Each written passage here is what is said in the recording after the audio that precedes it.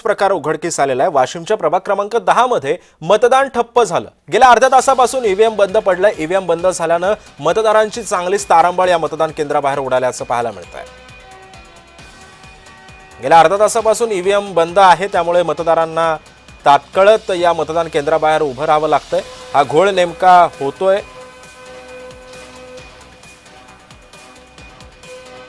आणि या संदर्भामध्ये बोलण्यासाठी माझे प्रतिनिधी विशाल राऊत सध्या आपल्या सोबत आहेत। विशाल, सध्या अर्धा तासाहून अधिक काळ आता लोटला गेलेला आहे। ईव्हीएम सुरू झालंय का आणि सध्या मतदान प्रक्रियेवरती याचा काय परिणाम झालाय? नक्कीच सिद्धेश, वाशिम मध्ये सकाळपासूनच 81 मतदान केंद्रावर मतदान प्रक्रिया सुरू होती।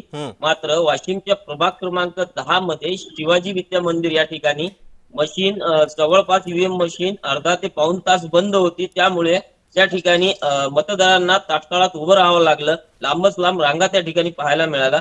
मात्र प्रशासनाने याची वेळीच दखल घेऊन त्या ठिकाणी तांत्रिक अडचण दूर केली। आता मात्र त्या ठिकाणी सुरळीत मतदान प्रक्रियेला सुरुवात झाली आहे। सिद्धेश, नक्कीच धन्यवाद विशाल, तू दिलेल्या अधिक माहितीबद्दल।